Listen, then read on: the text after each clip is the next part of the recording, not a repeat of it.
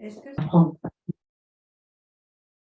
cet objectif coince, hein, et que c'est possible aussi d'aller à la découverte de qu'est-ce qui coince pour pouvoir, et bien derrière ça, choisir dans cet immense choix de techniques que nous offre la PNL, hein, de pouvoir choisir des méthodes d'accompagnement, qui vont permettre d'aider la personne à résoudre les obstacles et du coup atteindre son objectif. Bien sûr, un objectif qui dépend d'elle, nous sommes d'accord. Donc, derrière ça, c'est que moi, je crois que c'est vraiment possible et qu'avec des merveilleux outils comme le métamodèle, le questionnement du langage, mais aussi le Milton modèle pour amener la personne à aller dans l'expérience, eh bien, c'est possible de comprendre ce qui se passe. Et parce que derrière ça, moi, je me suis tellement aperçue aussi qu'il y a une cohérence chez la personne humaine. Quand même, ça fait 10 fois que je me dis que je vais arrêter de manger des madeleines ou des petits croissants délicieux, et pourtant je le fais encore. Mais donc, dans cette dans cette apparence d'incohérence, c'est qu'en fait, à l'intérieur, il y a quand même une cohérence. Et que moi, j'ai toujours trouvé ça fabuleux, à quel point, avec, encore une fois, ces merveilleux outils, métamodèle, Milton modèle, clarification d'objectifs et l'ensemble des choses, c'est qu'on va pouvoir arriver, parfois en prenant le temps, à vraiment découvrir et comprendre qu'est-ce qui se passe vraiment, qui fait que elle n'atteint pas son objectif. Et après, la possibilité, en fait, de lever les freins. Donc, c'est vraiment ces valeurs, ces croyances-là qui m'animent. Parce que derrière ça, les valeurs, c'est que c'est tellement merveilleux de pouvoir accompagner quelqu'un et que la personne qui pouvait être dans des émotions compliquées, complexes, difficiles et autres, après, elle est tellement rayonnante. Souvent, ça m'arrive vers la fin d'un accompagnement, je dis à la personne, parce que c'est vraiment ce que je ressens, j'aurais bien aimé prendre une photo au départ, et bien sûr, je n'ai pas fait, je n'aurais pas osé. Mais parce que vous verriez vous-même la transformation, que ce soit sur votre visage, que ce soit sur votre attitude. Et donc, c'est vraiment ça qui m'anime. Alors, en quelques mots, quand même pour ceux qui ne me connaissent pas, donc moi, je suis à la fois enseignante certifiée en PNL, donc c'est aussi quelque chose que j'enseigne, mais en même temps, je suis à la fois coach et thérapeute, donc j'accompagne là-dedans. Et c'est vraiment à travers, en fait, ces différents métiers que je vous partage cette modélisation. Donc, comme je disais, la PNL donc, est orientée solution, et donc merci, tu peux passer à la. Et pour autant, oui, l'objectif, il peut coincer. Moi, je prends des termes comme ça très concrets. Et donc, l'idée, c'est que, tu peux avancer. Voilà. L'idée, c'est c'est peut-être utile d'explorer ce qui coince pour comprendre ce qui coince. Et là, c'est vrai que la PNL a énormément évolué, parce que dans la PNL de première génération, j'ai entendu ça encore dernièrement. Ah non, il paraît qu'en PNL, il faut poser la question comment, mais on n'a pas le droit à la question pourquoi. Un objectif coince, on cherche à comprendre pour quelle raison. Ça coince, sinon, c'est la tête de l'autruche sous l'eau et qu'on n'avance pas. Donc, donc on va d'ailleurs s'autoriser à poser 2 fois la question pourquoi, d'où ça vient, quelle raison et autres, et aussi pourquoi en 2 mots, pour qu'est-ce qui t'anime, enfin toute la question des valeurs, ce qu'on a pu voir aussi ce matin, c'est bien la question en quoi c'est important ou pourquoi. Donc là, on a bien sûr levé complètement cette vision qui était une croyance, n'est-ce pas? Mais comme les croyances, c'est génial, on peut les faire évoluer, et bien les faisons évoluer. Donc, alors moi, je travaille énormément avec la ligne du temps et dans un accompagnement, une fois qu'on s'est dit bonjour et à tout de suite, je demande qu'est-ce que vous voulez pour vous et aussitôt, j'invite la personne à se lever et de choisir un espace au sol qui est présent. Samedi 28 janvier, c'est bien ça, et de se déplacer qui est sur la ligne du temps, le moment où son objectif sera atteint. Et donc, c'est ce que je représente ici. Ah, je vais pas utiliser mon petit truc. Pas qu'en visio, ils ne vont pas voir ce que tu fais. Alors, et donc, sur cette ligne du temps, il y a donc le présent ici. Et là, ce que j'essaie de représenter, c'est la zone d'exploration de l'objectif, c'est bien présent-futur.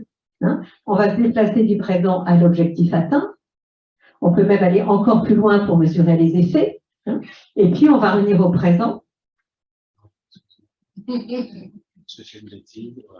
Mon présent est disparu dans la librairie. Et ensuite, on va pouvoir se déplacer pas à pas pour les différentes étapes, hein, le réalisable. Et puis ensuite, en quoi c'est important et s'il y a un frein. Alors que quand l'objectif coince, en fait, là, c'est ce champ-là qu'on va avoir à explorer, hein, le champ d'exploration. C'est le présent, c'est peut-être ce qui se passe entre le présent et l'objectif, mais ça peut être aussi ce qui s'est passé dans le passé. Ce qui me paraît donc déjà important, c'est d'ailleurs souvent, moi, quand je guide donc, la personne elle est du présent à l'objectif atteint, on explore, on peut revenir, et si vraiment l'objectif point, je vais lui demander à la fois comment ça se manifeste au présent, et puis aussi souvent déjà en lui demandant de faire du tout, et vous savez d'où ça vient ou pas? On peut déjà commencer un peu comme ça. On rejoint un peu le score, bien sûr, pour ceux qui connaissent. Alors en même temps, donc, on a besoin quand même d'une fiabilité. Oui, oui, je t'en prie. Tu parlais que tu faisais, dans les cours, mais tu faisais aussi du coaching et de l'accompagnement individuel. Est-ce que tu fais la distinction entre thérapie et coaching à l'état au moment où tu poses la question, si vous savez d'où ça vient? Non. Parce qu'en coaching, eh bien, cette personne avait du mal à déléguer face aux gens qui ont plein d'ancienneté et autres, et que donc il veut, quand je le lis dans l'objectif atteint, il a beau savoir que c'est important d'être à l'aise et de pouvoir... ah oui, excusez-moi, j'ai mélangé deux choses. Il voulait là pouvoir vraiment plus en fait, poser des objectifs par rapport à ces grands malabars, que lui considère comme des grands malabars, et qu'en fait, le problème d'où ça vient, moi en coaching, je vais aussi aborder ça dans le passé. Sinon, on n'utiliserait jamais le changement d'histoire ou le recadrage qui sont venus par des croyances du passé. Simplement, dans la thérapie, on va pouvoir aller jusque à la licence, hein, et que dans le coaching, ça va être vraiment orienté par rapport à l'objectif professionnel, et on va pouvoir faire quand même du travail sur le passé, ne serait-ce aussi que sur la dernière entreprise où vraiment il s'est fait casser par telle ou telle personne. Parfois, ça m'arrive d'aller aussi un peu plus loin dans le coaching. Et donc, pour avoir une information un peu plus précise, je vais un peu montrer comment je les prends. Alors, merci pour la diapo suivante. Et donc, d'habitude, dans mes diapos de PowerPoint, je fais très peu de choses, c'est juste des images. Mais là, je me suis dit, il n'y a pas de pétard, il va falloir quand même. Puis après, tu as les rayures qui vont. Moi, normalement, je ne veux pas qu'on voit l'entrejambe. Je préfère, tu sais, tu ferais pas porter mon modèle. Moi, je préfère ça, tu vois. Tu peux pas le faire. Pourquoi? Il n'y a pas une couture ici. Ah, mais moi, c'est sans couture. Oui, j'ai fait, et j'ai pas fait une couture ici. Si je fais les plis ici, regarde, elle va être aussi une volume ici. Hein. Mais là, il y a trop. Vous voyez? Moi, je voudrais que ce soit. Voilà. Okay. Et là, vous êtes tous capables d'oublier.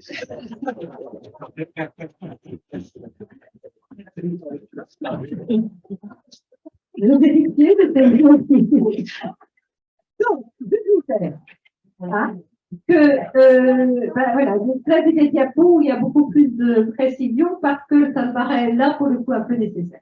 Donc, pour voir vraiment l'entrée dans un accompagnement, c'est qu'est-ce que tu veux, qu'est-ce que vous voulez. Hein. Donc, j'ai repris en fait les grandes lignes de l'objectif et simplement, pourquoi je vais vous montrer, je vous montre ça, je vous explique. Donc là, on retrouve l'énoncé. Alors, moi, je préfère orienter vert que positif, parce qu'après, les gens, ils oublient qu'on parle de l'énoncé, et donc ils vont nous parler d'un objectif positif ou un objectif négatif.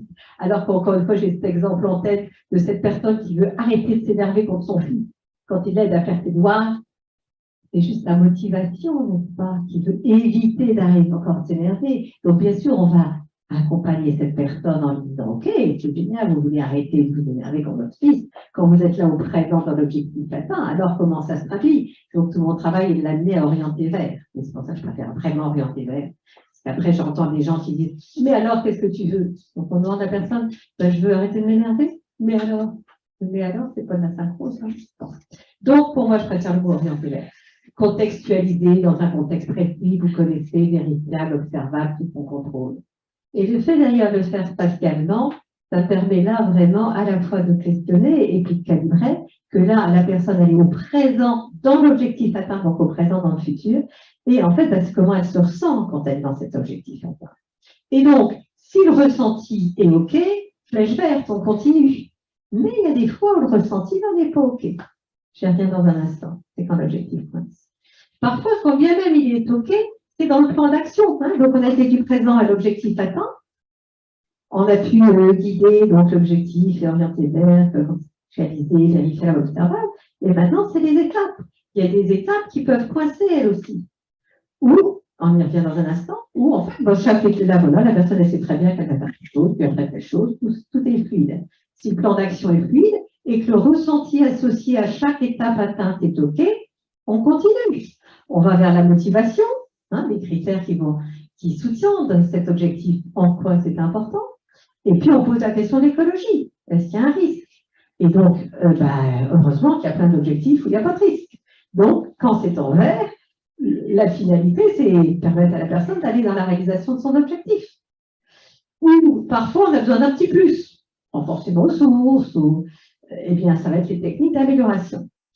Mais alors, qu'est-ce qui se passe? Et là, je vais t'inviter à avancer. Quand, en fait, l'objectif n'est pas atteint. Et donc, tu vas encore avancer. Ouais, c'est sympa. Encore avancer, s'il te plaît. La diapo suivante. Voilà. Qu'est-ce qui se passe quand on a exploré l'objectif et on ne prend le nom de ses mêmes?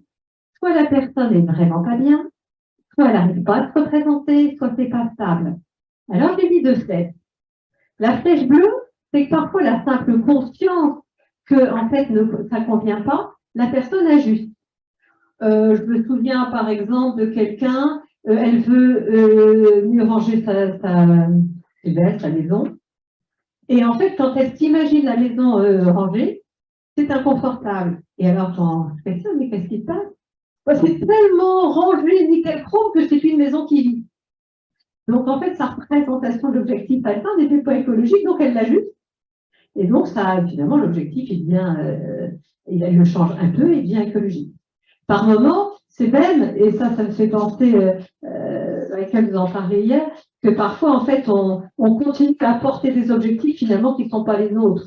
Je me souviens de stagiaire en praticien, le nombre de fois où elle arrivait en disant oh, c'est formidable, là j'ai encore éliminé 3 objectifs. Je me suis aperçue que c'est des choses que je traînais, je devrais, il faut, puis finalement non, moi je n'ai plus toutes ces obligations-là. Mais il y a certaines fois où, si, donc comme je disais tout à l'heure, je veux être à l'aise et je ne suis pas, où là je voudrais vraiment être calme et sereine pour aborder cette situation un peu compliquée et en fait, c'est pas facile.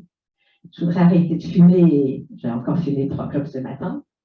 Donc, à ce moment-là, on va bien devoir aller chercher à comprendre l'objectif atteint. Le diagnostic est à présent. Le diapo suivant. Ou alors, c'est au niveau, au niveau des étapes. C'est que simplement, là, je me souviens de quelqu'un qui voulait se remettre en forme. Et il y a bien, pour ça, tiens, ça pourrait être en allant faire du sport dans une salle de gym. Et en fait, il y en a une tout près de chez elle, elle n'y va jamais. Parce que finalement, l'étape n'est qu'un moyen. Et vraiment, se retrouver en juste au corps avec ses bourrelets dans les odeurs de transpiration, ça n'inspire pas. Donc, en fait, elle a pu changer le moyen. Et en fait, d'aller courir, il y en a un canal près de chez elle, et elle sait qu'elle a une copine qui va courir, elle lui a demandé « Tiens, je peux pas courir avec toi ?» Donc, on ajuste la flèche bleue. Mais par moment, je voudrais tellement avoir une augmentation de salaire, mais demander, se rendre compte si après elle n'existe pas, ça. Donc, il y a certaines étapes parfois qui sont incontournables, mais demander quelque chose pour moi, non. Alors, demander pour mon équipe, faire quelque chose pour les autres, ça je sais faire, mais pour moi, je n'y arrive pas. Hein. Donc, eh bien, c'est là qu'à ce niveau-là, on va devoir aller comprendre qu'est-ce qui passe par rapport à cet enjeu-là. Merci, continue, voilà. Et ça va être, si dans l'écologie, il y a un frein, là aussi, par moment, ça permet d'ajuster, d'en prendre conscience. Hein, je voulais vraiment, là, me mettre à... Je me souviens quelqu'un qui voulait prendre quand même vraiment, c'est important, prendre du temps pour elle, y compris pendant les vacances des enfants. Et là, elle s'était imaginée déjà prendre 2 heures, mais plutôt en début d'après-midi. Puis là, dans l'écologie, c'était, est-ce que ça risque de poser un problème quelque part? Bah, c'est vrai qu'en début d'après-midi, là, les enfants, c'est vraiment peut-être pas le bon moment. Si au moins, ok, je me lève un peu plus tôt, je fais ça entre 8h30 et 10h30, ils prendront le temps de se lever et autres, ils regarderont un petit jeu vidéo. Hein, donc, elle a ajusté, en fait, tout en accordant du temps pour elle, mais à un moment plus facile. Et puis, bah, par moment, j'ai beau savoir que je veux vraiment m'affirmer, donc ils vont me juger vraiment égoïste, ils vont me juger je sais pas quoi. Et donc, là, il y a un frein. Et c'est là que bah, on va aller vers ce diagnostic. Alors, dans ce diagnostic, en fait, comment donc, voilà, c'est pas vraiment le cœur, là, comment je vais m'y prendre? Et là, je dois dire que beaucoup de ce schéma-là, il vient en fait de la formation que moi-même j'avais suivie depuis un temps avec Dominique Leroux et Françoise Cadet, même si j'ai ajusté des petites choses. Et donc l'idée, c'est il y a vraiment 4 grands pôles: le contexte, le déclencheur, la stratégie, comment la personne s'y prend, et les critères et les valeurs. C'est un peu la métaphore du théâtre. En fait, c'est l'idée de savoir exactement qu'est-ce qu'il y a sur la scène pour que la stratégie de l'état présent se déroule. Parce que finalement, on est super compétent pour reproduire à l'identique nos situations d'état présent. C'est vrai qu'on a une stratégie efficace, on le fait à chaque fois la même façon, on s'est dit qu'on ne le ferait pas comme ça, nous on le fait comme ça, on s'est mis dans plein de ressources et puis patatrac quand même, je ne sais pas si passe aussi bien, ou encore une fois, j'ai écouté une super émission jusqu'à 2h du matin et le lendemain matin, je suis fatiguée. Et donc, l'idée, c'est de comprendre déjà le contexte. Donc, en fait, je vais inviter la personne à, ok, donc vous avez cet objectif donc par exemple, donc d'être à l'aise en public. Et là, ce que vous me dites, c'est que à chaque fois, c'est très très inconfortable. Alors, c'est dans quel contexte? C'est-à-dire qu'on va aller chercher vraiment les éléments. Je me souviens de quelqu'un, c'était très spécifique. Il était d'origine de Madagascar et qu'en fait, d'habitude, il était à l'aise et là, il n'était pas, il ne comprenait pas. Et en fait, il s'est aperçu que c'est parce qu'il y avait des malgaches dans la salle. Et il s'est dit, mon Dieu, mais ils sont peut-être rentrés au pays plus récemment que moi, est-ce que je vais dire, voilà. Donc, c'était vraiment un contexte unique et très, très précis. Dans d'autres cas, je me souviens d'un client, prise de parole en public. Le public, c'est quoi?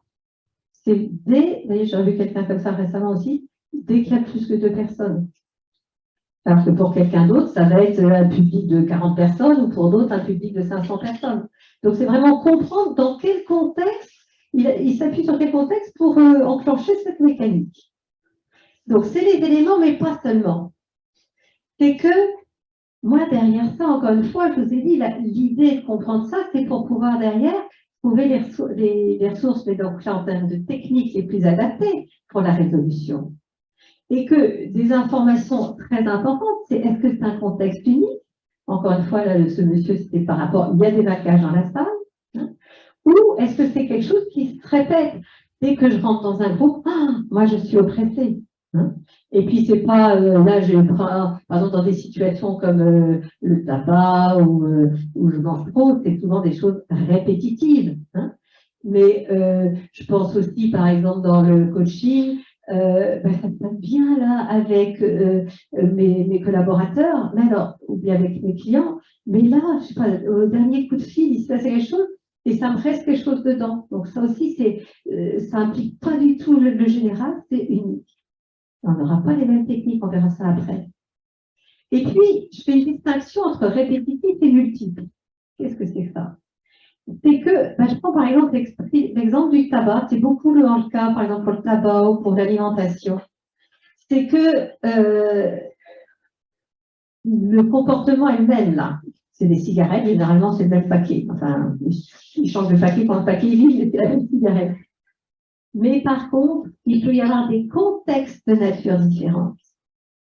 Je me souviens d'une cliente, quand je lui ai demandé, OK, et alors en fait, dans quel type de contexte vous fumez?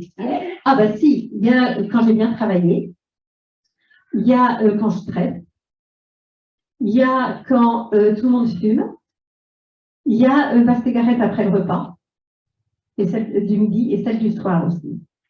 Et qu'en fait, ce n'est pas les mêmes enjeux. Pour ceux qui connaissent un peu les techniques, hein, là, c'est un comportement. Le ressort, on va aller chercher l'intention positive, n'est-ce pas? Qu'est-ce qui le pousse à prendre cette cigarette à tel et tel moment? Or là, quand il a bien travaillé, j'ai dit donc le recadrage en 6 étapes, hein, mais donc c'était un enjeu. Quand il a bien travaillé, quand il prenait sa cigarette, de récompense, c'était le mot qu'il a dit.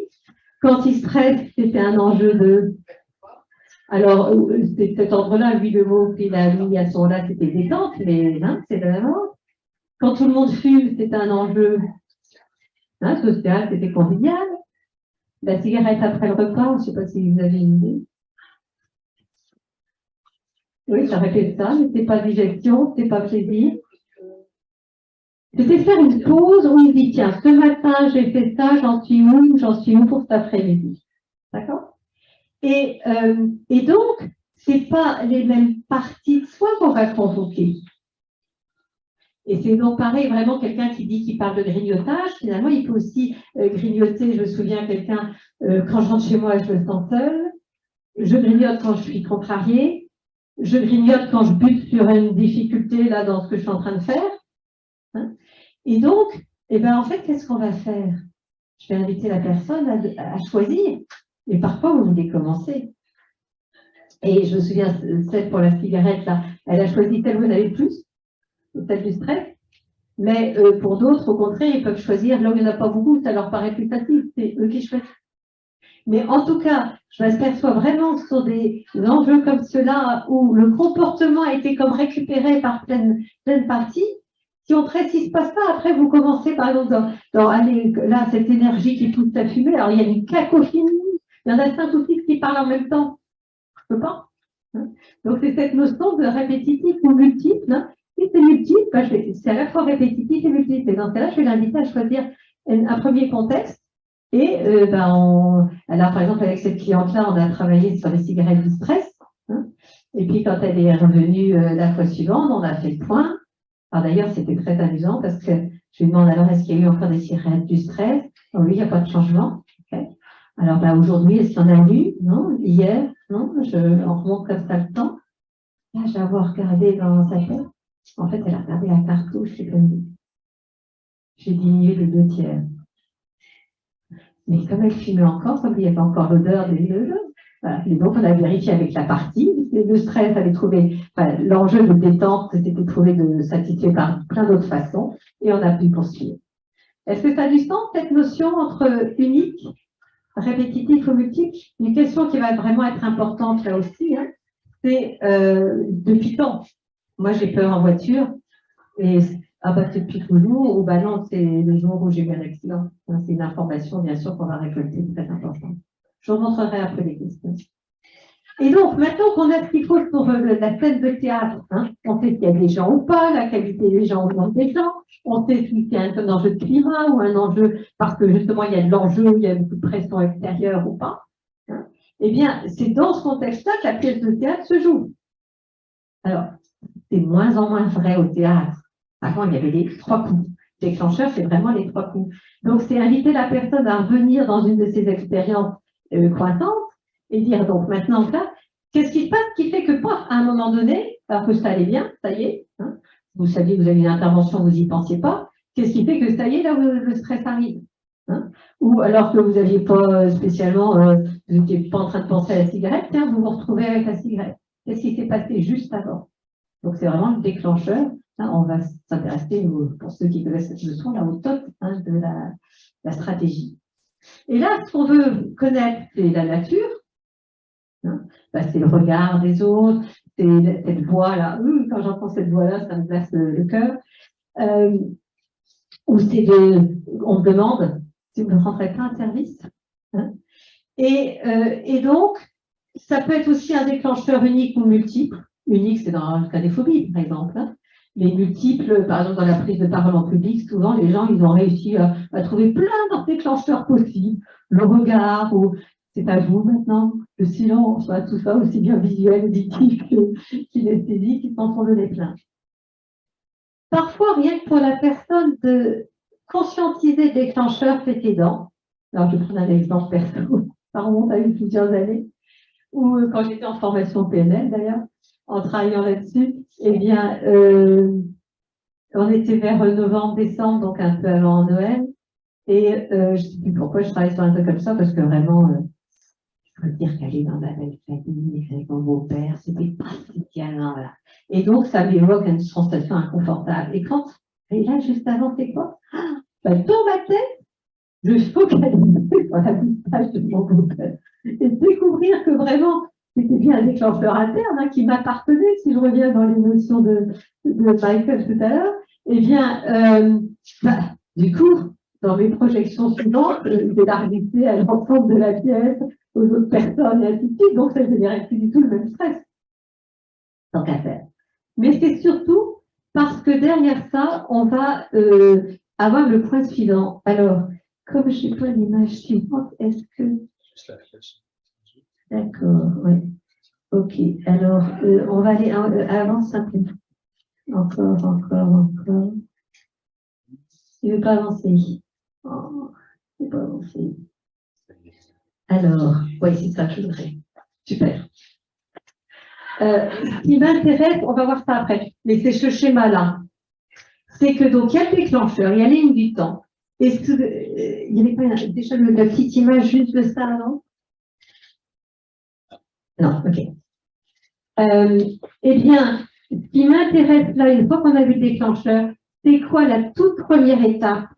Voilà, donc la personne, elle me dit que c'est quand elle a vu le regard se porter sur elle. Et là, je vais leur demander, et là, il se passe quoi? Parce que ce que je veux savoir là, c'est est-ce que c'est d'abord un état interne? Est-ce que c'est quelque chose qu'elle te dit ou un film qu'elle te fait? Ou est-ce que c'est un comportement? Parce que justement, après, on verra que c'est, à mes yeux, essentiel sur le choix des techniques qui ne reposent pas sur les mêmes stratégies et les mêmes postulats. Est-ce que ça, ce schéma-là du haut, ça a du sens? On verra la chose après. Hein. Et c'est vraiment ça que je cherche. C'est savoir, si tu peux revenir en arrière. Super, merci. Hein. C'est que donc, dans le déclencheur, la nature de l'étape qui suit le déclencheur. Parce qu'encore une fois, c'est vraiment pour moi essentiel et différent, suivant que c'est d'abord l'émotion ou ces processus internes et comportements externes. On y revient juste après. Et enfin, par moment, on a presque quitté l'objectif totalement, la personne n'arrivait pas à se le représenter. Donc, et puis, par moment, l'état présent, il va être aussi sur une des étapes. L'objectif, c'est je me souviens, une cliente, c'était, elle donnait des cours d'art plastique, mais dans une structure avec une notion de développement personnel. Et son objectif, c'était de se former à l'art-thérapie pour aussi pouvoir intervenir de cette façon-là. Et l'objectif précis, du coup, c'était dans cet objectif de pouvoir aller à terme faire des interventions d'art-thérapie, c'est de se former. Et donc, la stratégie pour l'objectif de se former, c'était déjà de regarder un peu qu'est-ce qu'il y a comme formation, comme école. Puis ensuite, pour ce qui dépendait, c'est de proposer à l'entreprise, en fait, de payer cette formation. Et là, en fait, il y avait vraiment un frein sur est-ce que j'ose ou est-ce que j'ose pas demander, parce que s'ils me refusent, ils vont savoir aussi que je voulais faire ça. Bref, il y avait tout un pataquès là-dessus. Donc, finalement, l'état présent, il était sur demander quelque chose pour elle, et pas seulement pour pouvoir l'objectif global de faire l'art-thérapie. Donc, on a bien besoin par moment de demander. Et en fait, en quoi c'est gênant? Quand bien même vous avez besoin de demander, de ne pas demander, hein, d'être là dans toutes ces peurs. Et en même temps, est-ce que ça cherche à satisfaire quelque chose de ne pas demander? Ouais, ça préserve peut-être la relation. D'accord? Donc, parfois, ce qui coince, c'est vraiment au niveau de l'objectif. On aura eu les réponses déjà dans la motivation. Hein? Mais si ce qu'on doit cibler, c'est vraiment un des freins dans les étapes, eh ben, on a besoin de faire ce questionnement-là. Est-ce que ça a du sens? Ce qui fait qu'au final, quand on a pu faire ce diagnostic, eh bien, on sait dans quel contexte la personne a cette problématique. Et si, encore une fois, il y a plein de contextes, on a focalisé dans un premier temps sur un. On sait à ce moment-là sur quoi elle s'appuie pour déclencher. C'est bien elle qui s'appuie, un déclencheur, il est pour rien. Même la personne qui a une petite voix comme ça, il ne peut rien que si chez l'autre, ça déclenche. Et on sait comment lui, il gère justement, et c'est quoi, encore une fois, c'est bien la pensée, l'action que le ressenti qui se passe. Et on sait en quoi c'est gênant, les valeurs. Et on sait si elle a conscience ou pas d'un bénéfice secondaire. Est-ce que cette vision rassemblée, ça vous parle ou pas? Et donc, pour pouvoir clarifier ça, je vais l'inviter successivement à choisir au départ une première situation, une seconde, une troisième, où l'objectif n'est pas atteint, où ça coince, pour en fait, en explorant plusieurs et après en généralisant, vraiment, ok, bah, au final, c'est bien ça les éléments du contexte. Au final, c'est bien ça ce déclencheur. Au final, c'est bien ça cette première étape. On va passer à la suite. Parce que donc, si je reprends son schéma, à quoi ça sert d'investiguer tout ça? Eh bien, c'est que à mes yeux, donc c'est pour pouvoir faire un choix de technique de changement, et qu'à mes yeux, il y a vraiment deux grands ressorts dans les techniques de changement, celles que j'appelle de neutralisation et les leviers d'action, c'est là qui s'apparaissent aussi. Donc là, ici, le déclencheur, donc c'est une émotion, ça m'énerve qui encore me dit ça, ou je stresse, ou c'est vraiment de la tristesse que j'ai, on va être dans la neutralisation, ou là, c'est, tu m'as encore demandé un service, je m'étais dit que je dirais non, mais attends, Paul aussi c'est pour prendre un service, bien sûr, et hop, j'ai encore dit oui, ou donc c'est l'histoire de la cigarette ou des petits gâteaux, c'est l'histoire, je me souviens aussi une RH qui me dit, bon, il y a quand même un problème, je me suis rendu compte que quand les gens frappent à mon bureau et qu'ils n'ont pas de rendez-vous, quand j'entends ça, la première chose que je me dis, mais qu'est-ce qu'il veut encore? Et en fait, j'ai l'impression quand même que c'est peut-être pas idéal, parce que parfois, en fait, c'est super sympa, ils viennent proposer une idée et tout, quoi. Donc, ça peut être vraiment un processus interne comme un comportement. Et donc, on ira vers les techniques de négociation. Et c'est ces informations récoltées qui vont nous permettre d'affiner. Vas-y, tu continues.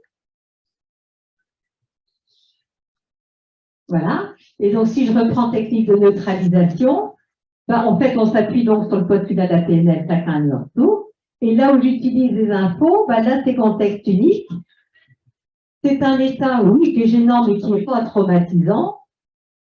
Et on aura une neutralisation d'encre, des activations d'encre, que ce soit par les fiches émotionnelles ou les activations. C'est un contexte répétitif et l'état interne, il est non traumatisant.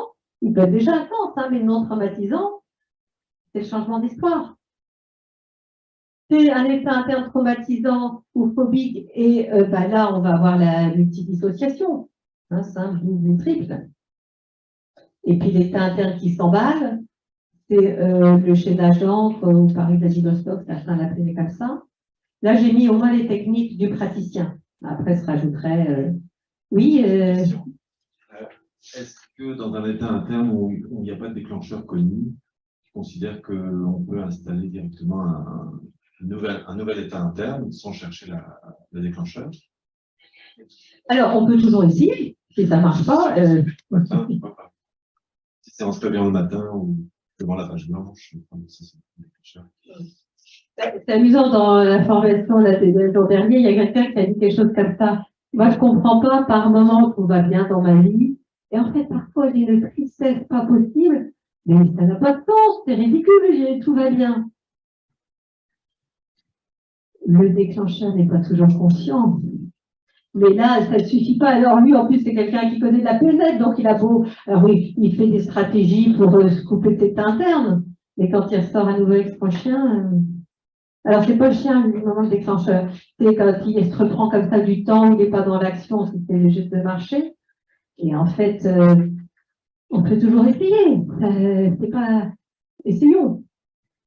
Mais là, par exemple, dans son cas, voilà, encore une fois, probablement qu'il y a quelque chose derrière qui réémerge quand il n'est pas trop dans l'action. Sur le long, enfin, par moments, c'est hallucinant. Parfois, ça me fait penser à une cliente. Tiens. Elle vient, objectif de confiance, je la guide spatialement. Et donc, déjà, je calibre entre le présent et l'objectif atteint. Et donc, et puis en fait, quand je reviens là, alors souvent, donc je m'aperçois qu'on aura probablement, il y avait de la belle traitance dans le passé, donc il travail lourd à faire. Et puis en fait, j'aime bien dans le premier rendez-vous comme ça, déjà guider dans un ancrage de confiance, pas pour vers le futur justement, juste un ancrage parce qu'en disant, voilà, tiens, la confiance vous l'avez déjà, hein, donc tout notre enjeu sera d'apporter, mais peut-être qu'on aura besoin d'abord de l'apporter dans le passé. Voilà. Et puis là, à travers cette calibration, c'était tellement changeant entre le présent et l'objectif atteint, et ben, je me suis dit, tiens, j'avais compris que autant dans le passé, il y avait des choses lourdes, mais autant dans son espace familial, son mari, ses enfants, ça avait l'air un espace vraiment ressource, quoi. J'ai dit, tiens, peut-être que vous pouvez la penser pour ce soir, quoi, dans un moment où tout va bien, mais pour, donc, voilà, petit pont vers le futur sur le ce soir. Et quand elle revient 3 semaines après, bon, voilà, on se retrouve, je reprends des points de ça. Et elle me dit, il y a quand même encore des fois où ça ne suffit pas. J'avoue, je ne m'attendais pas du tout à ce encore des fois, alors que, voilà. Donc, pour le encore des fois, on a quand même eu du travail à faire sur le passé, mais j'avoue que vraiment, ça, tu vois, c'était déjà extraordinaire. Parce que aussi, probablement, qu'elle était vraiment prête en venant, que là-haut, tu avais travaillé inconsciemment et que, voilà. Donc, on peut toujours essayer, mais souvent, il y a plus à faire. Ça a du sens, ça? OK. Et puis, dans l'autre cas de figure, hein, donc, il m'a interrompu, et je dis, enfin, de quel droit vous vous interrompez? Puis avec un ton comme ça, quoi. Hein? Ou encore une fois, il m'a demandé un service, oui, bien sûr. Ou, dans cette situation-là, j'arrive pas à avancer, allez, je me prends ma clope. Hein? Ou tous ces processus internes, là, il me propose une évolution de poste. Et là, je me fais des films de catastrophes et ainsi de suite, donc processus interne, de levier d'action. Derrière tout comportement ou processus interne, il est orienté vers l'adaptation, il détient une intention positive. Donc, en fait, ça va être des techniques de négociation. Et donc, je peux changer ce comportement, le processus interne, soit complètement, je veux arrêter de fumer, soit au moins, je veux arrêter d'être aussi impulsive, là, tout de suite, de réagir du tac au tac dans certains contextes. C'est le recadrage en 6 étapes. C'est un conflit de valeurs, c'est des outils de négociation entre parties ou squash visuel. Et puis, dans les conflits relationnels, puisqu'on change bien le regard, la signification, ça va être les positions de perception. J'ai vraiment, encore une fois, mis les grands. Donc, c'est un outil qui permet, en fait, de choisir la technique vraiment parce que j'ai compris la nature de la difficulté. Est-ce que donc, déjà, ça vous questionne, je pense qu'après, j'ai le document, voilà, avec vraiment si tu peux avancer, avec la façon de s'y prendre, donc vraiment le questionnement. Alors oui, j'ai fait une erreur parce qu'on vous met c'est ça. Prenez la photo, comme ça vous pourrez être disponible après.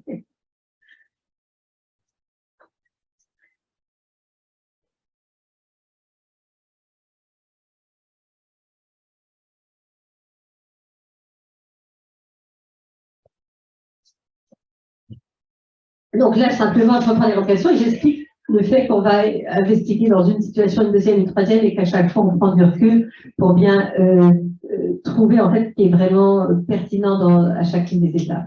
Alors, ce que j'aimerais, c'est après faire une petite démo, et simplement déjà, puisque je sais que vraiment, chacun fonctionne un peu différemment, est-ce que finalement, d'une façon différente, vous cherchez les mêmes choses, ou qu'est-ce qui veut bien partager un peu par rapport à comment vous recevez ça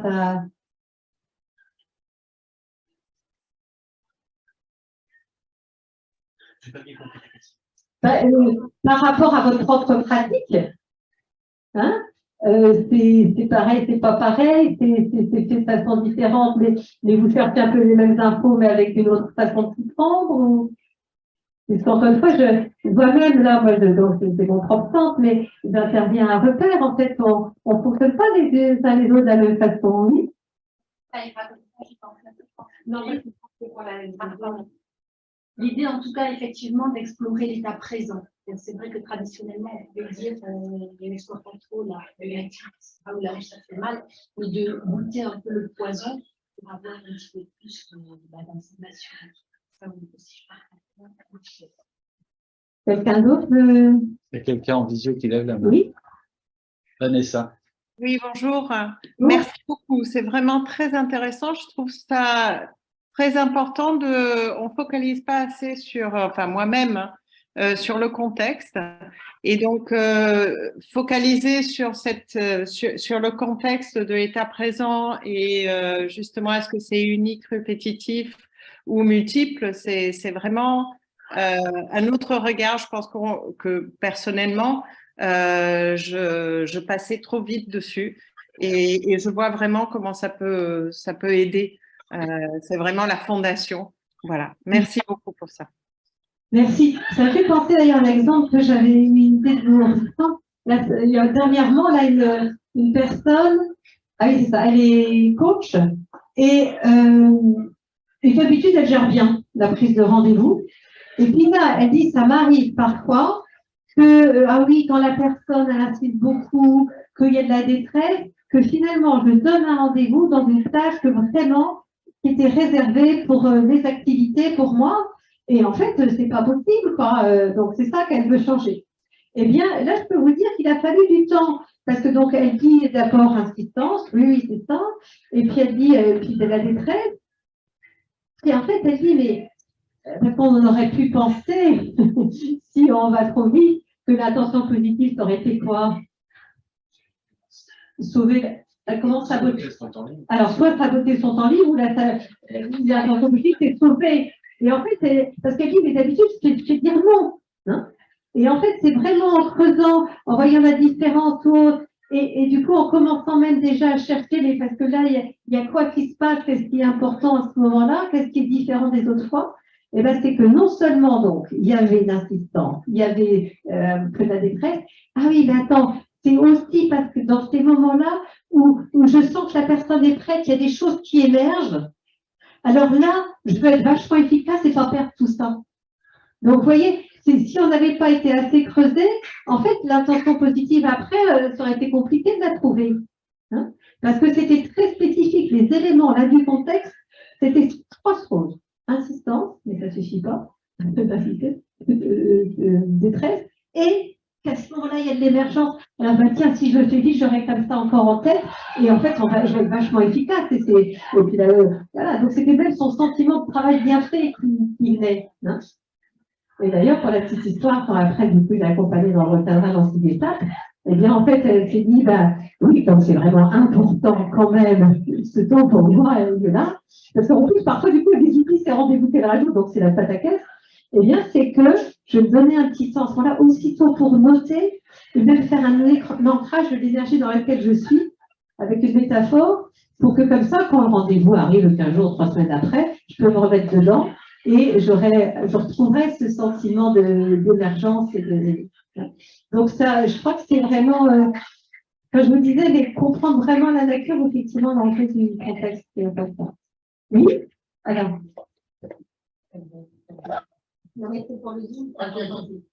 Bon, du Canada, vous allez vous demander mon accent, mais...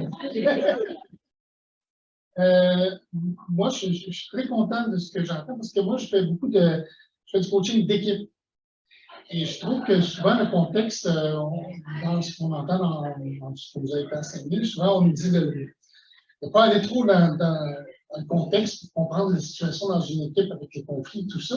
Et je trouve qu'avec ce que j'entends, ça me réconforte dans le sens que je crois que j'ai toujours cru, c'est ma croyance, que c'est important d'aller dans le contexte quand il y a plusieurs intervenants dans une équipe parce que ça te permet de mieux intervenir après. Et Bravo, parce que pour moi, ça me donne un éclairage nouveau sur ma aussi, ce postulat. Merci.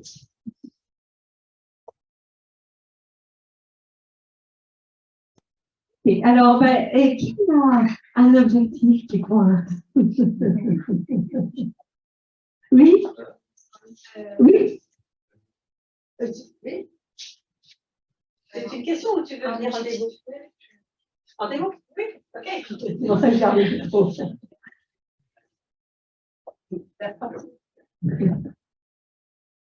Et ton prénom? Mills. C'est ça? Ah, Mills, pardon. Alors, juste pour expliquer, là, peut-être que tu peux reprendre la diapo où il y a l'ensemble d'objectifs et à présent. Et pour la démo, il vaut Ah bon, ou alors non, pour la démo, oui, c'est très bien. Oui, oui, merci. Je voulais juste dire quelque chose. Alors oui, bien sûr. Là, ce que je propose, c'est que je ne sais pas encore quel est ton objectif, Mélie, c'est que forcément, en fait, je vais démarrer en la guidant dans l'objectif. Et simplement, si je vois que les premières étapes de l'objectif, en gros, ça va, et parce que c'est peut-être au niveau écologique, ça traîne, je vais peut-être essayer d'aller vite là-dessus pour pouvoir vraiment avoir plus de temps sur le partage de la façon dont je fais l'exploration d'étape à étape. D'accord? Donc, Mélie, quel est ton objectif? J'aimerais réussir à manger tous mes repas. Ok, donc tu aimerais réussir à manger tous tes repas. Juste en quelques précisions. En fait, c'est-à-dire que je me suis mis à la musculation il n'y a pas très longtemps, donc c'est plusieurs mois, et pour prendre de la masse, il faut manger. Et je me retrouve chez moi toute seule étudiante et je n'ai aucune motivation pour manger, je ne cuisine pas, je ne saute pas, je mange très peu, et du coup, ça avance pas. Ok. Alors, de toute façon, je démarre quand même par l'objectif, et quand bien même il a exprimé monsieur un peu en vert et puis un peu en deux. Donc, on va se placer ici pour avoir un peu d'espace devant. Donc là, tu peux peut-être poser ton stylo, tu seras là. Et puis, donc, nous sommes au présent, samedi 28 janvier 2023. Ok. Et donc, toi, ton objectif, tu dis, c'est je voudrais manger tous mes repas. Ok. Donc, je t'invite à avancer alors, dans l'espace disponible à l'endroit où l'objectif sera atteint. Je me place dans le... Oui, non. Ok. Donc, là, Délice, on est au présent, dans le moment où ça y est, ton objectif est atteint, tu manges à tous les repas. On est à peu près quand dans le temps là? Fin d'année scolaire. Fin d'année scolaire. Alors, fin juin, juillet? Fin juin. Fin juin. Donc, on est vers le 30 juin 2023. OK. Et donc, comment tu sais que concrètement ton objectif est atteint? Bah, donc, tu m'as dit ton objectif, c'est de manger à tous tes repas. Donc là, on est fin juin, 30 juin, ça te va, 30 juin? Et donc, ça traduit comment le fait que ton objectif est atteint, donc tu manges à tous tes repas? J'ai envie de manger quand midi arrive. Ok. Donc tu as envie et je suis motivée à me faire à manger. D'accord. Et donc, ça se traduit concrètement parce que le 30 juin, vers midi arrive et donc tu as envie et tu es motivée pour te faire à manger et manger. Oui.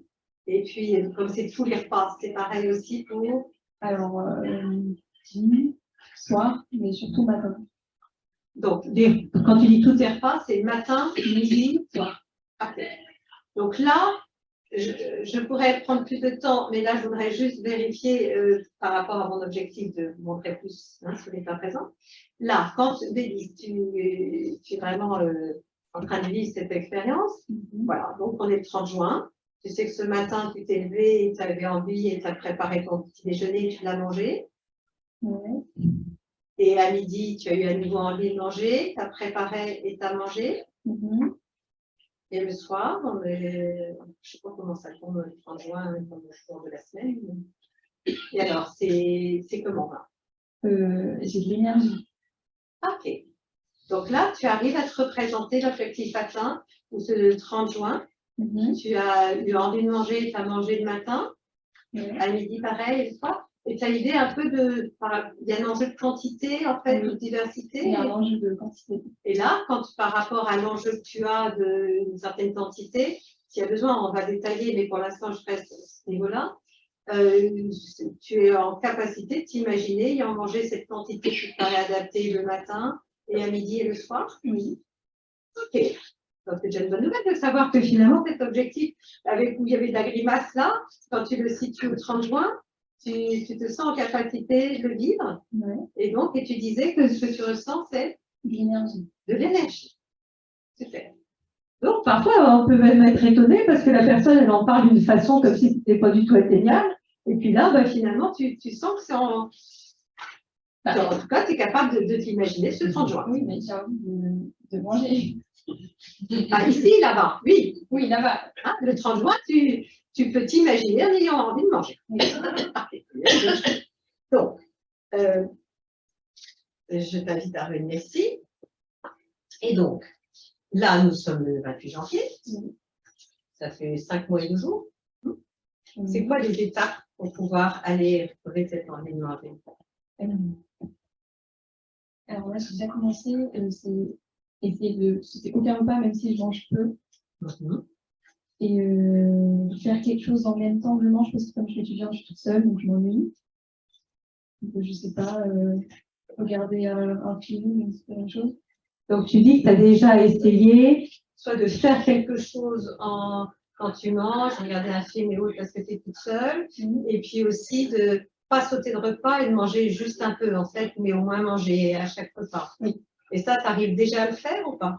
Oui, relativement, parce que la plupart du temps, j'ai pas envie. Et donc, par exemple, donc là, on est samedi. Pour ce soir, c'est comment quand tu avances d'un mini pas ce soir? Je sais pas, ce soir. Et donc, quand tu avances d'un mini pas, parce que là, on n'est pas ce soir, on est là. Quand là, ce soir, c'est comment? Donc, tu dis, tu n'as pas faim? Non. Mais je vais me forcer, je pense, un peu. Et donc, tu vas arriver à te forcer, là, quand tu dis, je vais me forcer un peu? Un peu, oui. Ok, et ça fait quoi de te forcer un peu ce soir? C'est embêtant. J'aime pas trop. Oui, tu n'aimes pas trop, c'est embêtant, et en même temps, tu le fais quand même? Oui. Et donc, c'est accessible de le faire un peu quand même? Oui. Et quand on passe à demain matin au petit déjeuner? Alors, le matin, c'est pire. J'ai vraiment pas du tout faim. Et donc, quand tu te projettes, nous sommes dimanche 29 janvier. C'est comment? C'est lourd. C'est lourd. Ça m'a l'air d'être un grand défi. Ça a l'air d'être un grand défi. Oui. Et donc là, pour ce dimanche matin, tu es en capacité de vivre cette étape atteinte ou pas? Oui, si je me force. Et quand tu dis si tu te forces, et là, c'est possible de te forcer demain? Oui. Ok. Donc demain, et donc comment tu vas t'y prendre pour te forcer demain? J'arrive à me motiver suffisamment. Et comment tu t'y prends demain matin pour te motiver suffisamment? Je vais peut-être voir mes objectifs parce que si je ne mange pas assez, du coup, j'ai tout remis pendant les séances de sport. Alors, on va pouvoir continuer. Simplement, je suis juste par rapport au timing. Est-ce que donc, là, ce qu'on entend, c'est que c'est pas simple, c'est que tu te forces, mais que tu arrives quand même à te forcer. Et puis, bien sûr, vous avez entendu la réponse de Mélisse, elle est complètement, si je me connecte à mes objectifs, forcément, tu vas te retrouver la motivation, parce que l'absence de motivation, c'est quand on se coupe de ce à quoi on veut. Alors, du coup, je vais peut-être, par rapport à ce contexte-ci, si j'étais en train de te coacher, je continuerai comme ça, bien, voilà, et gagner pas à pas. Est-ce que tu as vraiment l'impression que il y a justement, il y a quand même quelque chose qui est à explorer, parce que donc tu dis que tu peux y arriver en te connectant à l'objectif, la musculation, et de ne pas avoir le tournis, mais quelque chose qui a besoin d'être exploré pour comprendre d'où ça vient. Oui, enfin dans le passé ou dans ce qui se passe au présent pour toi, mais dans ce qui coince. Vous comprenez pourquoi je pose la question? C'est que vous n'êtes pas venu pour que je guide dans un objectif toutes les étapes, et donc je me réjouis que Mélisse finalement, quand tu te connectes là, sur la ligne du temps, finalement, même en te forçant, tu y arrives. Hein.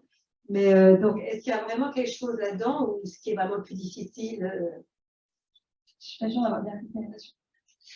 Donc, tout à l'heure, tu me dis, bah oui, moi justement, j'ai un objectif loin, c'est que je veux arriver à manger et je n'y arrive pas. Donc, tu es déjà dans la dynamique de chercher quand même à y arriver, à t'occuper à autre chose en mangeant et donc à te forcer de manger un peu à chaque repas. Et donc, soit finalement, avec ça, tu arrives à atteindre ton objectif. Et dans ce cas-là, on ne va pas aller explorer l'état présent. Ou est-ce qu'il y a quand même quelque chose qui fait que ça serait quand même intéressant de savoir depuis quand et qu'est-ce qui se passe à ce moment-là par rapport à la nourriture Ah oui, je pense qu'il y a quelque chose à chercher. Parce que j'ai pas toujours eu ce problème de repas. Ok.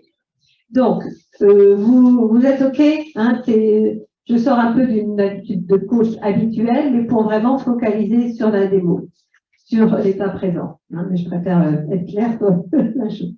Donc, tu dis que ta relation à la nourriture et avoir envie de manger ou pas, cette difficulté que tu as en ce moment, ça n'a pas toujours été comme ça. OK. Et c'est depuis quand que ça a changé? Sur le contexte, c'est une question, souvent, comme je disais, très importante. Un peu, oui. C'est après la rupture de mon premier copain. D'accord. OK. Donc, avant cette rupture, toi, tu avais une relation, c'était pas une question de manger, pas manger, c'est ça? Ouais. C'était juste des fois j'avais faim, des fois j'avais pas faim. OK. Mais tu avais le sentiment de. C'était un problème de parfois avoir faim ou pas faim, ou c'était juste pas un problème? Non, c'est pas un problème. OK. Et donc, c'est depuis cette rupture que, en fait, que par rapport à l'alimentation, il se passe quoi exactement? En fait, je ressens plus le besoin de manger même si j'ai faim. C'est-à-dire que même si j'ai faim et que j'ai mal, j'ai pas envie de manger. Ok. Et donc, c'est vrai. Et donc, je ne vais pas te demander plein de détails, juste, en fait, ça fait combien de temps, juste, puis si c'est trop personnel, à un moment, tu te dis, bah, tu réponds dans ta tête. Mais donc, c'est il y a combien de temps, ça? 2 ans. Ok. Donc, depuis 2 ans, tu as cette difficulté de même parfois, tu peux avoir faim et en même temps, tu n'as pas envie de manger. Ok. Et donc là, je vais l'inviter à choisir il fait chaud, des moments où en fait elle est dans l'objectif de vouloir manger et où en fait elle n'y arrive pas. Hein.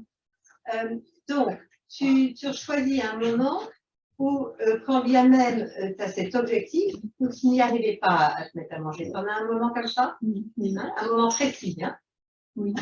Et donc là, il se passe quoi en fait dans l'environnement à ce moment-là? Je suis seule. J'ai déjà mangé la même chose à midi. Un peu stressée. Et par rapport à d'autres choses? Oui, par rapport à d'autres choses. Donc là, dans ce contexte-là, tu es seule, ce que tu as à manger, c'est la même chose que tu as eu à midi, et tu as du stress. Et alors là, à ce moment-là, tu n'avais vraiment pas envie de manger. Non.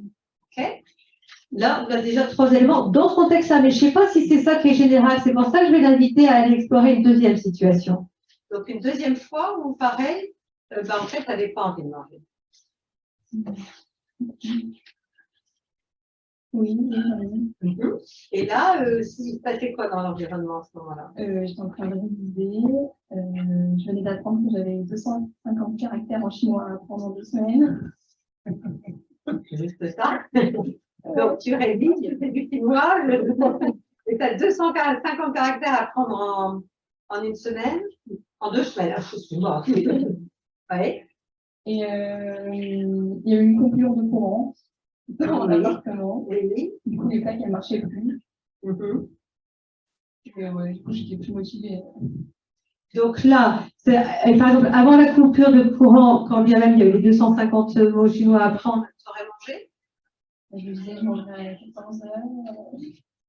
Ouais, c'est pas dedans, je me disais un peu plus tard. D'accord. Donc, tu étais quand même avant la coupure de courant, enfin, tu repoussais quand même ces enfants. Oui.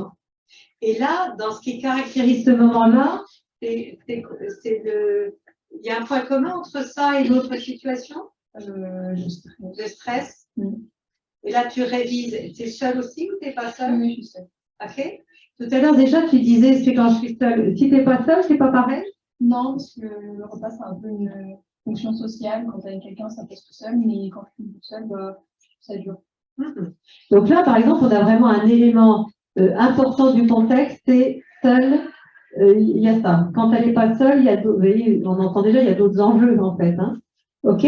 Donc, dans les deux premières situations, il y a seul et le stress. Une troisième situation? J'ai cru comprendre que c'est arrivé un certain nombre de fois, donc il doit y avoir une troisième. Oui, j'en ai une. OK. Et là, il se passe quoi? Là, j'étais un petit peu déprimée. J'avais bien mangé à midi aussi, c'était ça. Je n'étais pas seule. J'étais à la maison, donc il y avait tout le monde, mais j'avais pas envie. Et là, dans l'environnement, donc c'est très différent, puisque tu n'es pas seul, il y a tout le monde, tu avais bien mangé le midi, et là, ce que tu dis, c'est que tu es déprimé. Et là, par exemple, comme il y a vraiment déjà deux éléments très différents du premier, moi, j'ai besoin de savoir si finalement, c'est deux contextes différents, donc si on est plutôt dans du multi-contexte, ou si c'est quand même un même enjeu. Hein, je ne sais pas encore. Pour toi, c'est effectivement des choses très différentes, ce qui s'est passé en toi dans les deux premiers cas et dans le troisième? Non, moi, ça se rapprochait beaucoup. Qu'est-ce qui est proche alors à ce moment-là? Bah, je me sentais peut-être un petit peu seule par rapport à la situation. Ok, donc quand bien même il y avait du monde autour de toi, en fait, toi à l'intérieur, tu te sentais seule. Donc ça reste vraiment le même paramètre. Et donc là, on a regardé trois situations. Est-ce que finalement, quand tu regardes depuis ces 2 dernières années, tous ces moments où tu n'avais vraiment pas envie de manger, ça reste vraiment à chaque fois, plus tu te sens seule ou déprimée, mais par rapport à la solitude, alors il n'y a plus l'envie de manger? En fait, j'ai pas envie de manger, parce que je prends pas plaisir à manger. Quand je suis avec quelqu'un, ça va. Mais ouais, quand je me trouve dans une situation de solitude, un peu, bah, je suis pas motivée du tout. Pour moi, ça sert un peu à rien. Comme si ça servait à rien à ce moment-là. Ok. Et donc, c'est bien ça l'élément fort en fait du contexte, c'est seul, que ce soit en vrai, que ce soit intérieurement. Alors, tu ne manges pas. Est-ce que elle vient déjà de nous donner une autre information sur la suite? Hein? Et donc là, si je reprends unique, répétitif ou multiple, on va le faire travailler un peu. Hein, vous diriez plutôt quoi là? Répétitif. Hein, c'est répétitif, c'est pas unique. Hein, puisque unique, ce serait, hier, j'ai vraiment pas eu envie de manger alors que ça m'est jamais arrivé, ça se serait unique. Hein. Mais là, en fait, c'est pour ça qu'à un moment donné, je me suis demandé est-ce que c'est unique ou répétitif ou multiple. Mais là, le liste nous dit vraiment que hein, c'est la même problématique à chaque fois, quoi, en fait. Même s'il y a d'autres gens. Hein, comme quoi, vous voyez, les éléments, c'est vraiment seul de fait ou intérieurement. Donc, pour moi, quitte à ce qu'en explorant plus, je m'aperçois que finalement, c'est plus complexe. Et dans ce cas-là, il n'y a pas d'échec.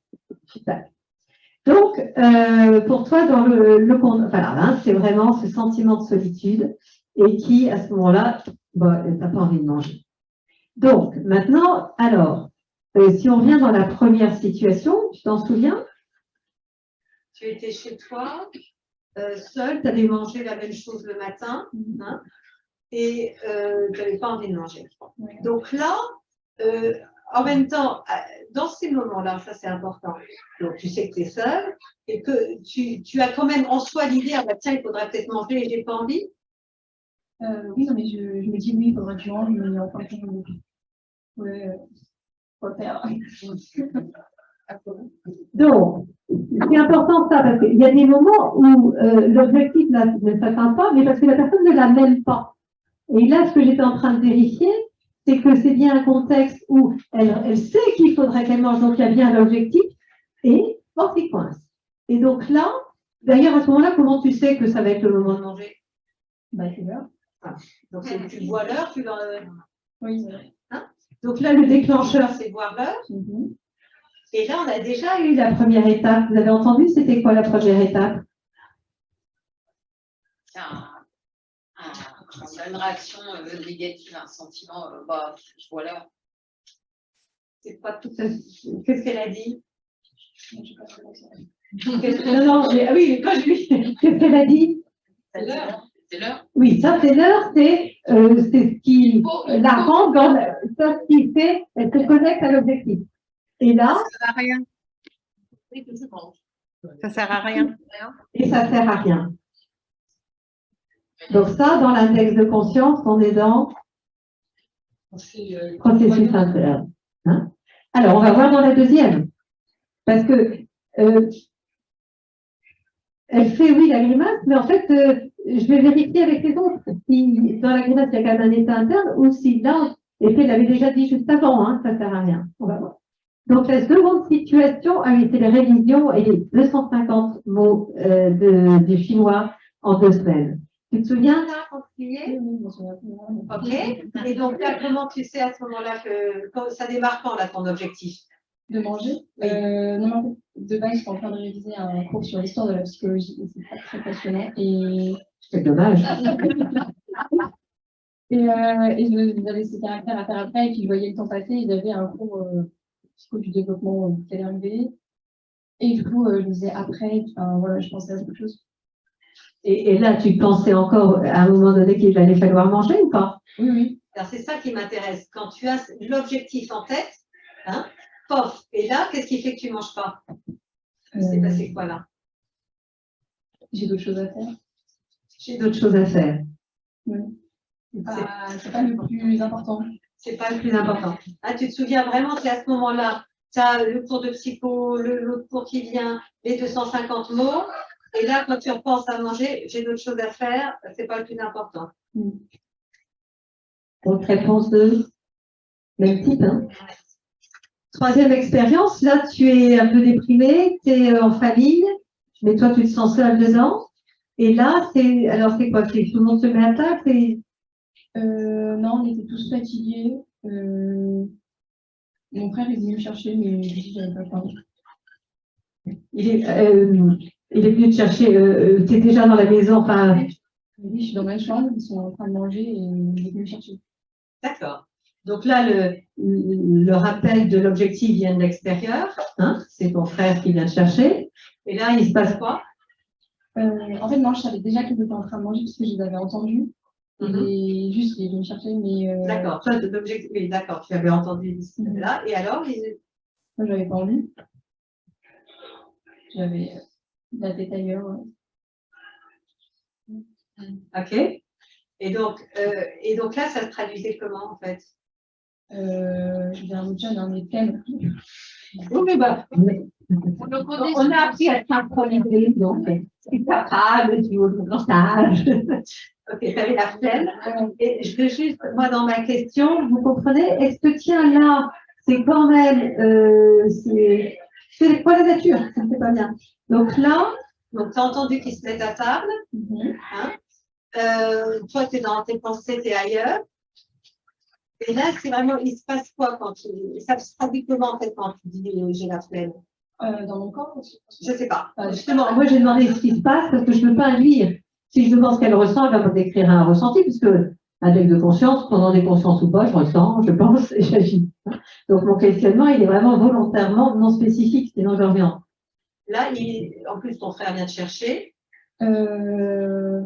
Bah non, mais en fait, j'avais pas faim, j'avais pas envie, et quand j'ai pas envie, j'ai un dégoût de la nourriture, parce que j'ai vraiment pas envie. Donc j'arrive à me motiver pour que ça me dégoûte pas. Ok, alors est-ce que c'est pas une situation un peu différente finalement de l'autre, des autres? Non, pas spécialement. Alors, du coup, donc si je comprends bien, il y a d'abord j'ai pas envie, et là en fait ça me dégoûte. Donc dans ma ligne du temps, qu'est-ce qui se passe juste avant? Donc, c'est l'heure de manger et toi, tu n'as pas envie. Ça se traduit comment à ce moment-là? Le dégoût, tu nous dis, il vient après. Hein, je vois l'heure, je n'ai pas envie de manger et je pense à moi en train de manger et ça me dégoûte. D'accord, donc je vois l'heure, j'ai pas envie de manger. Ça traduit comment là? Je vois l'heure et j'ai pas envie de manger. Et si moi, je devais faire pareil, je vois l'heure et j'ai pas envie de manger, explique-moi comment je dois faire. Ça se traduit comment dans ton expérience? Donc, tu vois l'heure. Bah, je souffle. Je mange. Ouais, il faut que je mange et. J'ai pas envie.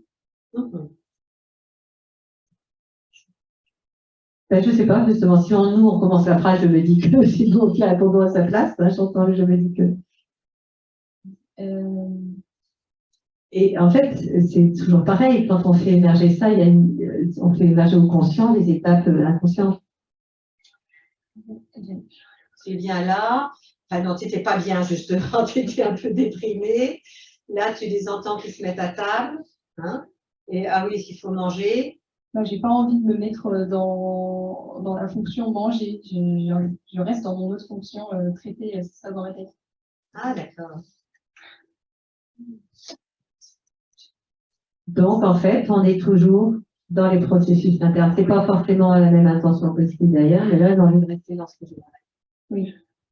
Ok. Donc, dans les trois cas, si je reformule, il y a cet enjeu d'être seul, effectivement ou intérieurement. Et en fait, soit de toute façon, manger, ça sert à rien, ou j'ai plein d'autres choses à faire, ou de toute façon, j'ai au moins autre chose à faire, à rester dans mes pensées. Et en fait, au pire, ça même déclenche un dégoût. Voilà. Donc, c'est ça qui se passe. Alors, donc, si je reviens, on a le contexte. Ah oui, c'est ça, nos cartes? Non, maintenant? Ah, ok, merci de me le signaler. Oui. Oui, merci. Donc, on a le contexte, on se rend compte que finalement, c'est toujours, plutôt dans les processus de pensée, hein, j'ai envie de faire autre chose, que ce soit, voilà. Et que, alors, en quoi c'est gênant de ne pas manger quand même? Ça prend pas de poids. Oui. Et en quoi c'est gênant de ne pas prendre de poids? En pas de muscle. Et en quoi c'est gênant de ne pas prendre de muscle? Ça fait partie de mon objectif. Oui, parce que cet objectif de prendre du poids et du muscle, en quoi c'est important pour toi? Ouais, c'est marrant. C'est marrant? Ok. On pourrait creuser encore, mais là. Et en même temps, est-ce que tu gagnes quelque chose, Mélie, quand bien même tu as envie de prendre du poids, du muscle, parce que c'est marrant et je ne sais pas quoi encore, est-ce que tu gagnes quelque chose à chaque fois dans ces moments-là, soit à te dire en fait à quoi ça sert, ou à te dire mais en fait j'ai tellement de choses à faire là que je ne vais pas prendre du temps pour ça, ou j'ai envie de rester dans mes pensées. Est-ce que tu as le sentiment de gagner quelque chose à faire comme tu fais là? Du temps. Du temps. Le temps, on sait que ce n'est pas directement une valeur, un critère, c'est un moyen d'en satisfaire d'autres. Mais donc, là, dans cet exemple, hein, si on devait juste terminer là-dessus, on irait vers quel type de technique? Neutralisation, négociation et vers quoi? J'ai fait travailler. Négociation. Et probablement vers quoi?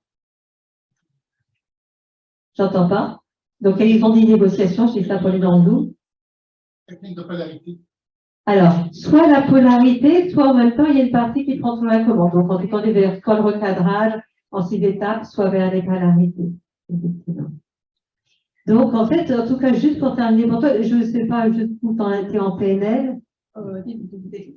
Eh bien, en fait, la bonne nouvelle, c'est qu'en fait, tu satisfais quelque chose en faisant ça, mais ça te gêne. Donc, c'est l'idée d'aller comprendre, et ça, c'est une technique de changement. Qu'est-ce que tu cherches à satisfaire en disant j'ai toujours autre chose de plus important à faire, pour qu'ensuite elle puisse aussi entendre cet enjeu-là en l'accueillant, qu'en même temps, c'est important pour toi aussi.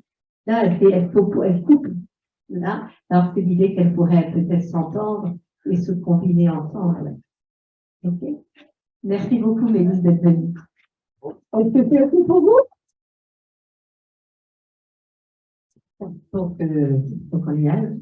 Donc, le paille. C'était OK pour vous? Oui. Hein? Et donc, ça, si on a le temps dans les couloirs ou ailleurs, ça m'intéressera beaucoup aussi de faire les podcasts de contraste avec vos propres pratiques. Vous voulez dire quelque chose? Ouais. Merci beaucoup et puis n'hésitez pas si on a l'occasion alors.